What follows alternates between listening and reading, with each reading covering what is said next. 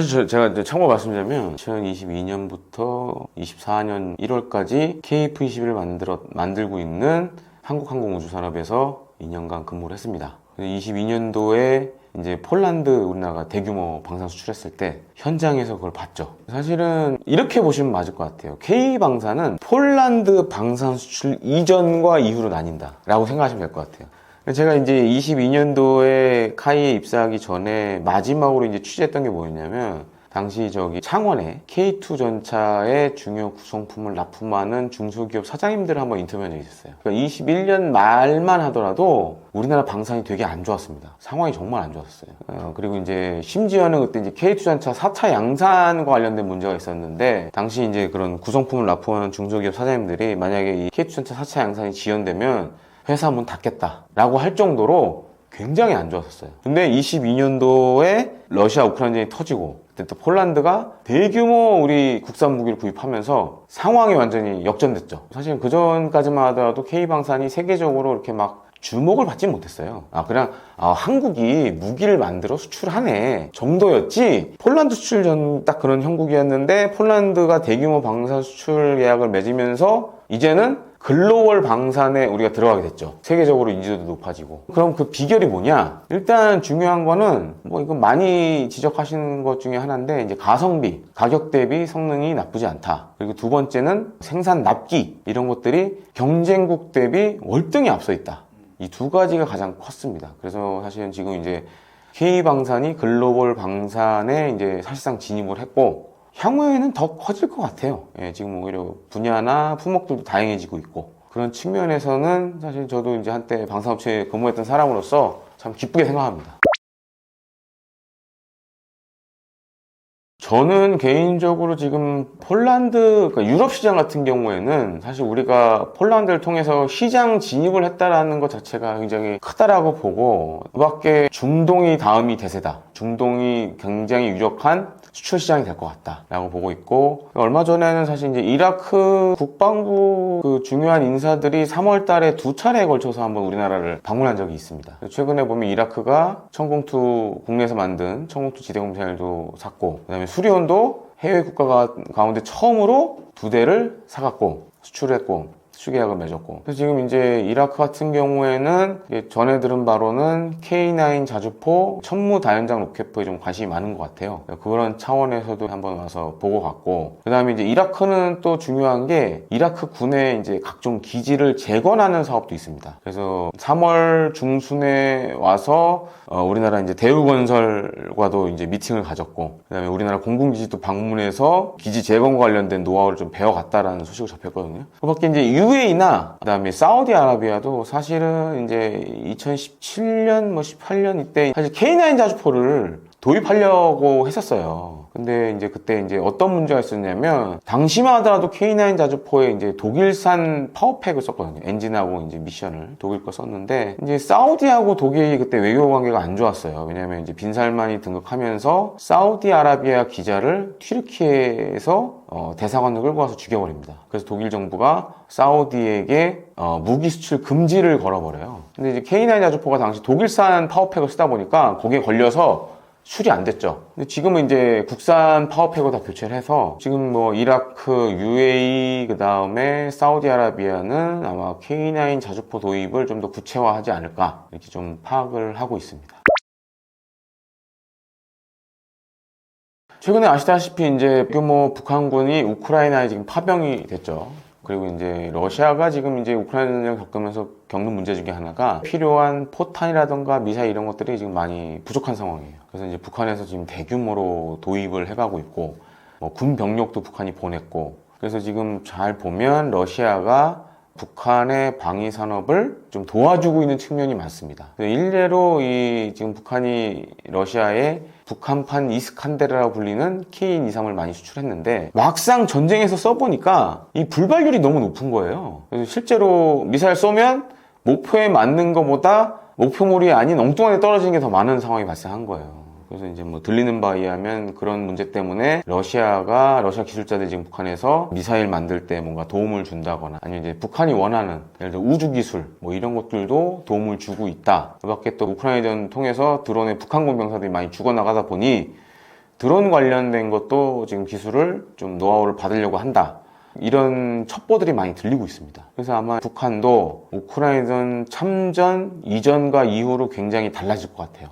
지금 이제 걱정이 되는 것 중에 하나가 러시아가 이제 러우 전쟁을 통해서 드론 기술이 많이 좋아졌거든요. 이런 기술들이 북한에 전수될 경우 또 유사시에는 우리한테 위협이 될 수도 있고, 그래서 그런 점들이 향후에 좀 우려가 되는 상황이라고 말씀을 드리고 싶습니다.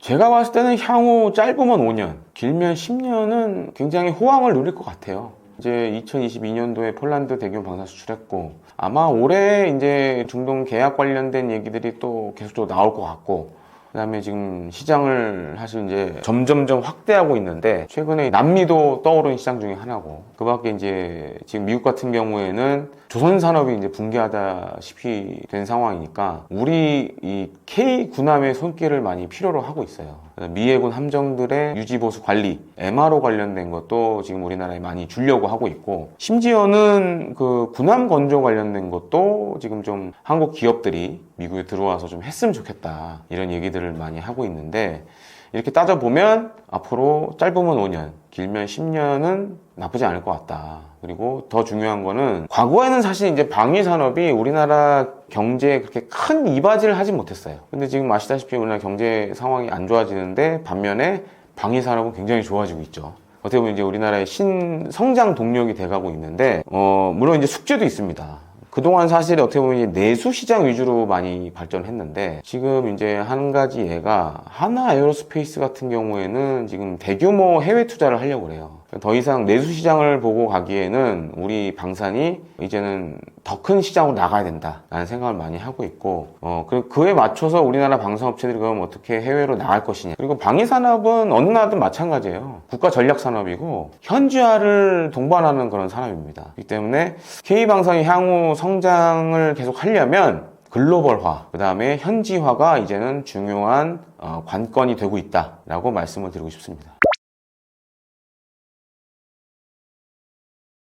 지금 이제 우리나라를 대표하는 K방산 무기를 꼽으라 그러면, 일단 K9 자주포, K2 전차, 그 다음에 이제 제가 일했던 카이에서 만든 FA50, 그 다음에 뭐 KF21 이런 것들이 꼽히고 있는데, K9 자주포는 미국의 동맹국 기준으로 하면 지금 베스트셀러 자주포가 됐어요. 일단 기본적으로 우리 군이 1000문 이상 운용하고 있고, 향후에 제가 봤을 때는 한 2000문 해외 수출하는 것까지 고려하면 2000문까지도 가능하지 않을까. 그 다음에 이제 이 궤도, 이 캐터필트로 돌아가는 이 자주포 가운데서는 사실상 이제 넘버원입니다. 그리고 K2 전차 같은 경우에는 사실 이제 처음으로 이제 폴란드 수출하면서 유럽 시장에 진입을 했고, 또 한 가지로는 이제 루마니아라든지 동유럽 국가들도 관심이 많아요. 지금 많고, KF21은 사실 이제 유튜브 상에선 조회수는 잘 나오는데 제가 봤을 때는 아직은 좀 수출을 얘기하기에는 너무 이른 것 같고, 기본적으로 이제 과거 국산 항공기들 수출했던 거 보면 TO10 같은 경우에도 TO10이 공군에 이제 배치되고 나서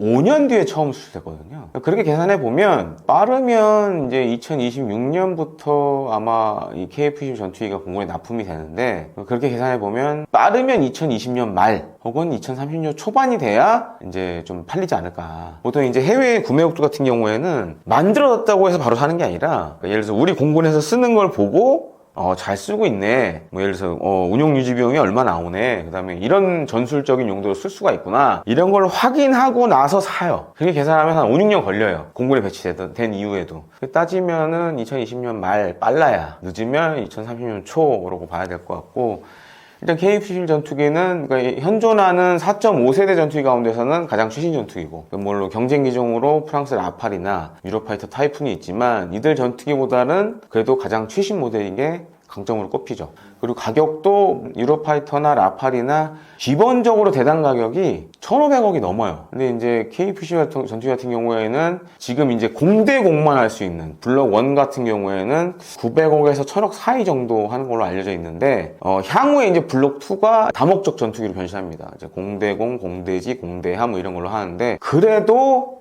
유로파이터나 라팔보다는 쌀 것 같아요. 제가 계산해봤을 때는 1,200~300억 정도는 되지 않을까 이렇게 보는데, 유럽 전투기 대비했을 때는 가성비가 나쁘지 않다, 좀 이렇게 설명을 드리고 싶습니다.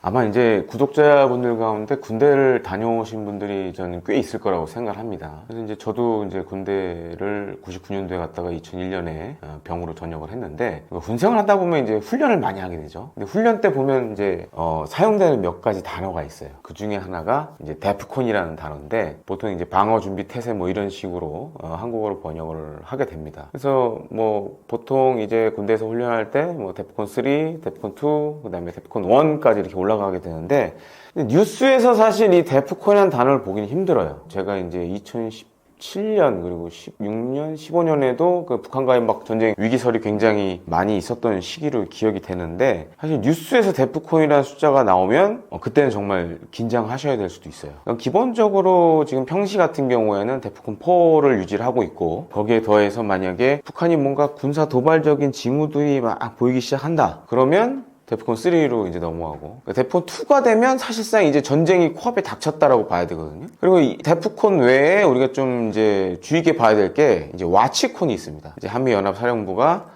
대북 감시 태세를 이제 설정하는 그런 단계라고 할 수 있는데, 만약에 뉴스에서 군 당국에서 와치콘을 상향했다라는 얘기가 나오면 그때는 약간 이제 위험한 시그널로 봐야 되는 거죠. 근데 이제 우리나라 같은 경우에는 이런 앞서 제가 말씀드렸던 데프콘이나 와치콘하고 달리 이게 갑자기 막 남북 관계가 악화되면서 막 전쟁이 일어날 듯한 징후들이 막 생기기도 해요. 저는 실제로도 그런 일을 몇 번 겪었었는데, 과거에 이제 북한이 우리 GOP에서 근무하는 우리 육군 장병들 대상으로 지뢰 도발했을 때, 그때도 굉장히 위험했던 순간들이 몇 번 있었어요. 그래서 제가 심지어 와이프한테 전화를 해가지고 빨리 편의점 가서 햇반하고 스팸 사놔라, 생수 좀 사놓고 그러기도 했었고, 2017년도에는 진짜 그런 얘기들이 많았었어요. 정말 미국이 북한을 때리려고 한다, 그런 소문들이 정말 많았고, 그때도 제가 한번 전화를 집에 또 했었고, 2017년 하반기에 미국의 항공모함 세척이 이제 동해로 진입한 적이 있었거든요. 그래서 그때 이제 많은 이제 전역 예비역 뭐 장성분들이나 전에 과거 한미연합사에서 근무를 하시던 분들이, 야, 저거 좀 심상치 않다. 왜냐면 기본적으로 미국은 어느 나라와 전쟁을 하기 전에 항공모함 세척을 꼭 보내요. 그러니까 제해권과 제공권 장악을 위해서 전쟁의 사전 준비 단계로 항공모함 세척을 보내는 게 아주 기본적인 일이에요. 2017년 하반기에 갑자기 항공모함 세척이 동해에 들어오니까 이러다 진짜 전쟁 나는 거 아니냐라는 얘기들도 있었고, 그 다음에 이제 그때 이제 문재인 정부 당시였는데, 그래서 제3국에서 당시 이제 북측 인사들하고 이제 남북 관계 개선을 위한 이제 접촉들을 많이 했었어요. 이것도 약간 비하인드 스토리 중 하나인데, 당시에 북한 사람들도 야, 이거 위험하다 라고 좀 생각을 했었고, 그래서 심지어 그때 이제 우리 남측 관계자들하고 이렇게 뭐 대화할 때도 정말 미국이 북한을 때리려고 저러는 거냐 이렇게 물어봤을 정도로 2017년 하반기 그리고 연말이 굉장히 위험했었어요. 그래서 이제 잘 아시다시피 이제 평창 동계올림픽 대회에 김여정과 북한의 고위 인사들이 내려왔잖아요. 그 배경도 사실은 그런 위기감에 좀 있었어요. 지금 이렇게 만약에 남북 대화도 안 하고 북미 대화도 안 하게 될 경우에는 정말 미국이 북한을 때릴 수 있다, 그런 좀 경각심을 갖고 그때 사실 평창 동계올림픽 때 특사로 내려왔었죠.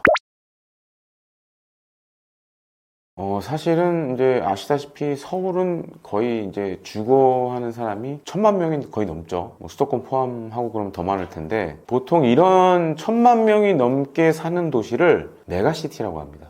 과거에 이제 미군 같은 경우에는 뭐 과거도 아니죠. 한 몇 년 전에 그런 보고서를 내는 적이 있어요. 그러니까 지금 이제 만약 미국과 중국이 충돌을 하게 되면 이런 특히 동북아시아 이런 메가시티들이 너무 많은데, 예를 들어서 이제 서울도 한 사는 사람이 한 1000만 명 넘고, 동경도 한 2천만 명 되고, 대만 타이베이도 뭐 비슷한 수준이에요. 한 1000만 명 가까운 인구가 살고 있는 곳이기도 한데, 그럼 이렇게 큰 도시에서 과연 군사 작전을 벌이는 게 쉽지 않을 것 같다, 그런 얘기들도 있었고, 그 다음에 서울 같은 경우에는 구독자분들도 아시겠지만 6.25 전쟁 때 6.25 전쟁을 한번 겪어봤죠. 그리고 사실 강남 개발도 그런 군사적인 목적이 있었어요. 그래서 강북에 있는 인구를 분산시키기 위한 그런 목적도 있었지만, 6.25 때 한번 겪어보니까 강북에 너무 많은 인구가 있다 보니까 피난 가는데 너무 힘들다. 그래서 그런 것 때문에 강남 개발을 사실 한 부분도 있고, 그다음에 이제 잘 아시다시피 이제 우리가 자유로 쪽 가보면은 대전차 방벽 같은 게 있잖아요. 그런 것들 다 이제 북한의 남침에 대비해서 한 것도 있고, 그다음에 사실 이거 일산 신도시 같은 경우에는 아예 설계 단계부터 그런 군사적 목적으로 만들었고, 그러니까 예를 들어서 이제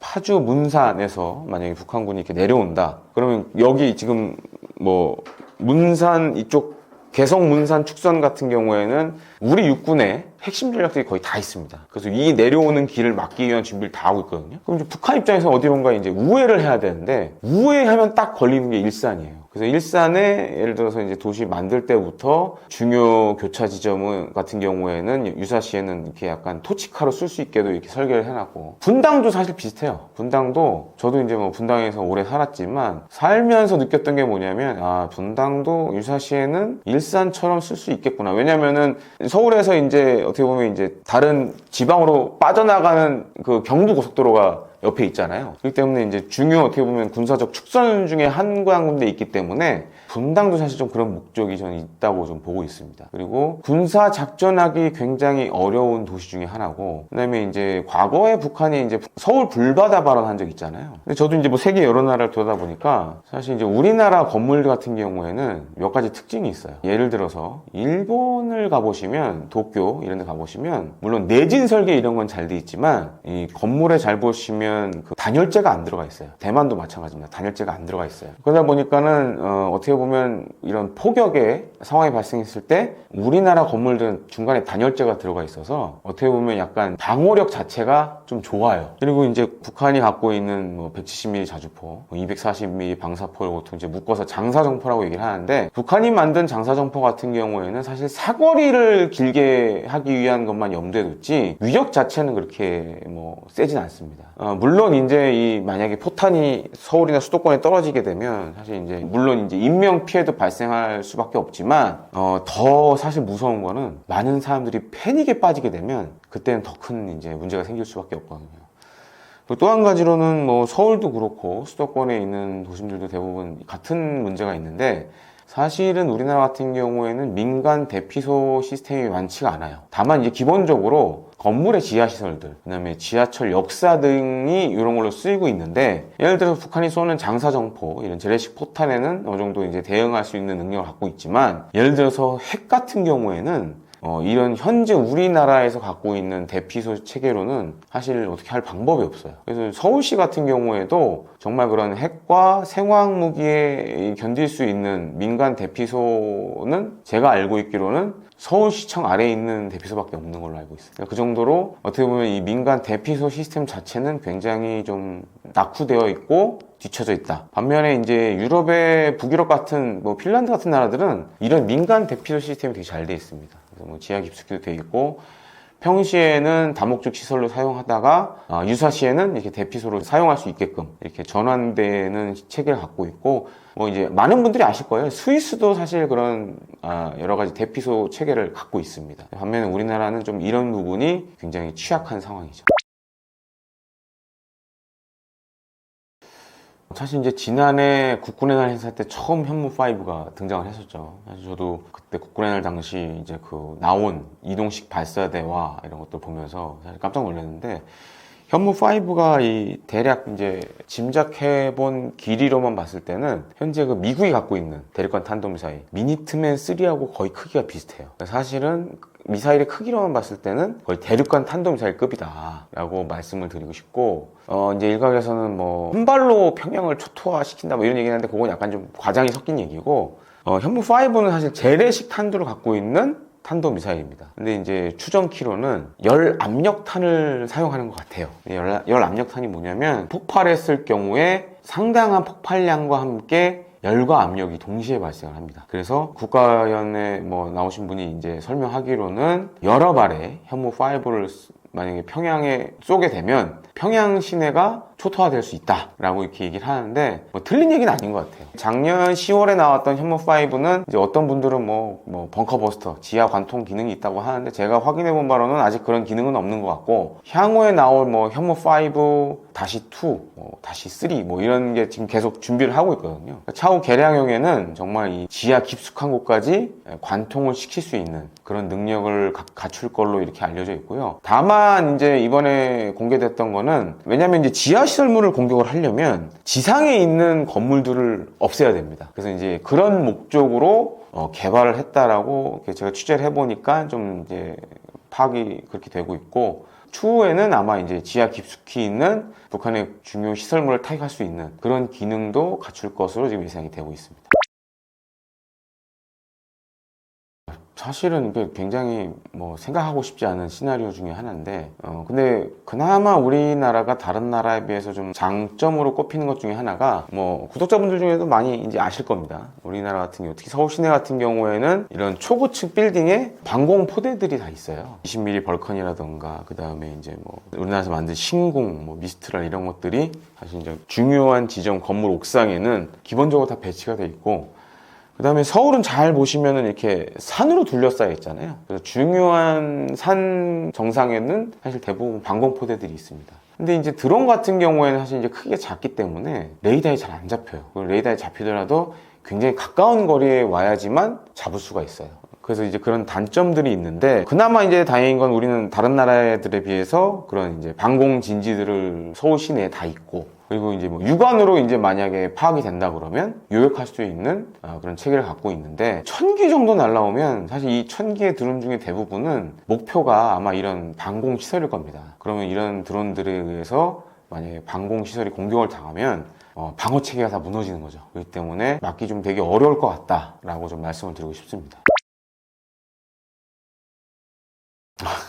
이것도 정말 상상하기 싫은 시나리오 중 하나인데 실제로 북한의 특수작전군이 과거에 그런 청와대를 모형으로 만들어 놓고 점령하는 훈련들을 보여주긴 했어요. 가장 중요한 건 특수부대들이 그러려면 청와대까지 와야겠죠? 그럼 어떻게 와야 되느냐가 이제 가장 큰 고민인데 그래서 이제 북한이 많이 가지고 있는 것 중에 하나가 이제 AN2라는 그런 수송기를 많이 갖고 있습니다. AN2는 대부분 재질들이 목재류로 돼 있어요. 나무로 만들어져 있는 부분이 굉장히 많습니다. 그래서 레이더에 잘 안 잡힌다는 얘기도 하는데 근데 제가 이제 확실히 말씀드리자면 우리 군이 갖고 있는 레이더로는 AN2 잡는 데 문제가 하나도 없습니다. 저는 심지어 이제 그런 것도 본 적이 있는데 그렇기 때문에 중요한 거는 특수부대가 내려오면 AN2나 이런 걸 타고 내려와야 되는데 내려오기 전에 이미 다 우리 군은 파악을 할 수 있다. 그리고 거기에 맞춰서 다양한 요격 수단들을 갖고 있기 때문에 청와대에 북한군 깃발이 꽂힐 가능성은 제가 봤을 때는 굉장히 희박해 보인다 라고 좀 정리를 하고 싶습니다. 안녕하십니까, 김대영 군사평론가입니다. 지금은 군사평론가로서도 활동을 하고 있고 K-디펜스 뉴스라는 인터넷 뉴스의 발행인 겸 편집인으로 이렇게 또 일을 하고 있고 최근에는 대영제국이라는 국방 및 방산 유튜브 채널도 개설을 해서 지금 진행을 하고 있습니다.